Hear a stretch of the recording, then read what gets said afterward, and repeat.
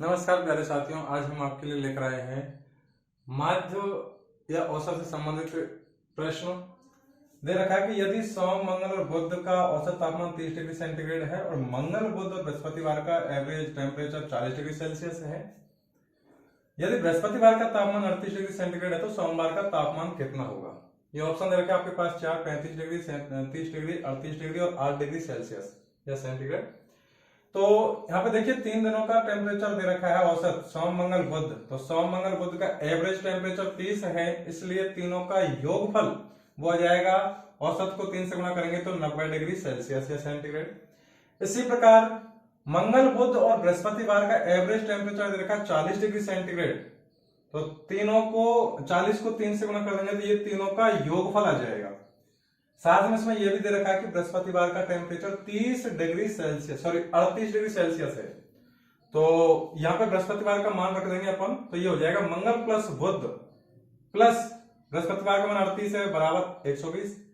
अब यहाँ पे मंगल प्लस बुध का मान आ जाएगा स्पेशल अपने पास 120 माइनस ये 38 को दाईं तरफ ले जाएंगे तो ये माइनस का हो जाएगा, तो ये हो जाएगा 82 डिग्री हो जाएगा मंगल प्लस बुधवार का।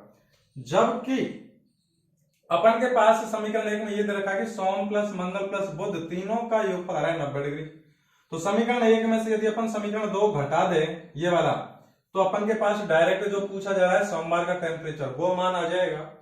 तो समीकरण 1 है सोमवार प्लस मंगलवार प्लस बुधवार तीनों का योगफल, तो सोम प्लस मंगल प्लस बुध, इसमें से घटाना है समीकरण 2।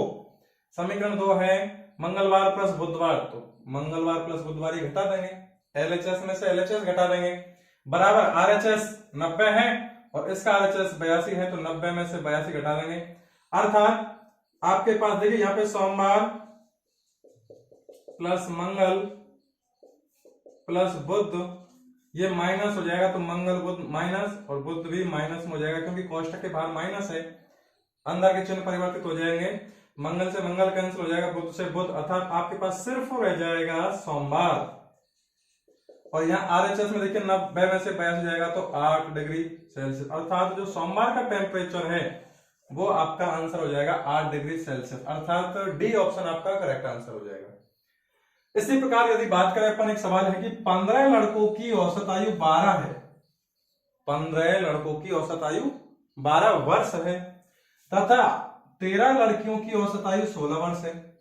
उन सभी 28 लड़कों की औसत आयु क्या होगी। तो देखिए इसके हल में अपन देखो डायरेक्ट कर सकते हैं कि चूंकि 15 लड़कों की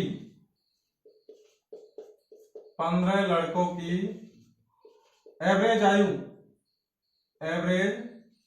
आयु वो है 12 वर्ष, इसलिए 15 लड़कों की कुल आयु तो कुल कितनी हो जाएगी, इस 12 को 15 से अपन गुणा कर देंगे, अर्थात ये हो जाएगा 15 दूनी 30 की 0 हासिल कितने 15 एकम 15 और 3 18, तीनों का योगफल हो वो, सॉरी 15 लड़कों की आयुओं का योग हो गया 180।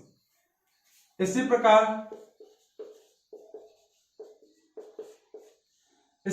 13 लड़कियों की औसत आयु दे रखी है 16 वर्ष।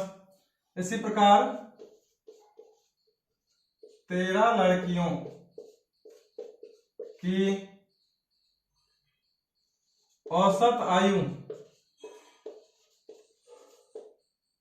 16 है, इसलिए 13 लड़कियों की कुल आयु वो हो जाएगी 13 गुना 16, अर्थात 16 दूनी 32, 16 3 48 का 8 का हासिल के 4, 16 एकम 16 और 4 20, अर्थात 208 हो गई लड़कियों की कुल आयु।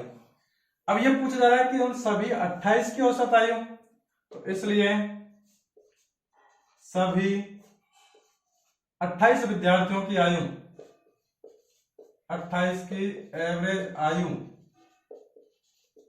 उसका मान आ जाएगा, सभी की आयु कुल कितनी हो रही है उनको जोड़ लो, तो 15 की तो 180 आ रही है और 13 की लड़कियों की 208 आ रही है, तो 180 प्लस 208 इन सबको जोड़ दिया, बॉयज की आयु जोड़ दी टोटल, गर्ल्स की जोड़ दी, अब इनकी संख्या भी जोड़ दो, लड़के 15 है लड़कियां 13 है, टोटल मिला के 28 हो गए, तो 28 का अपन लगा देंगे भाग, अब देखिए यहाँ पे जोड़िए, 180 और 208 जोड़ेंगे तो ये हो जाएगा 8, 20 और 18 38, यानी 388/28।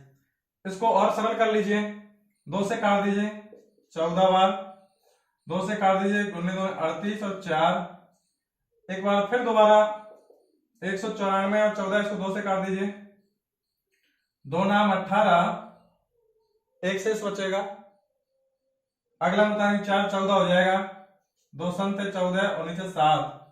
अब आपके पास आ गया 97/7, भाग देंगे, सॉरी 97, हाँ 97/7 भाग देंगे तो 7 एकम 7, 2 शेष बचेगा, अगला बताएंगे 7 27 हो जाएगा, तो 7 21 7 चौक 28 हो जाएगा, 7 तिया 21, 27 में से 21 जाएगा, 6 बचेगा।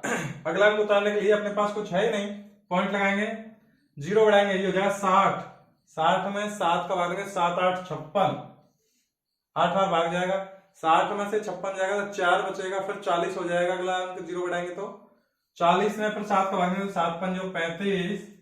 तो इस प्रकार 7 5 35 के बाद फिर देखिए 5 शेष बच रहा है, पूरा पूरा भाग जा नहीं रहा, अगला अंक बताएंगे 0, क्योंकि पॉइंट अपन ने पहले से लगा रखा है, तो 50 हो जाएगा, 50 में फिर दोबारा 7 का भागने 7 7 बार। इस तरीके से ये मतलब पूरी तरीके से भाग नहीं जा रहा, पॉइंटों में जा रहा है, वो भी अनंत तक जा रहा है इस तरीके से।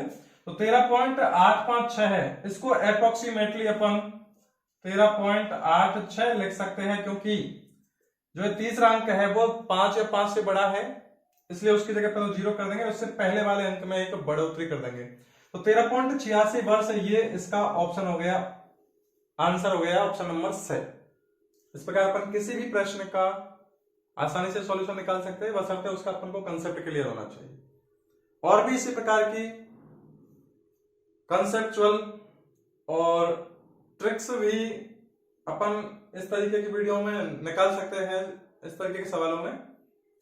फिर मिलते हैं एक छोटे से ब्रेक के बाद, तब तक के लिए धन्यवाद।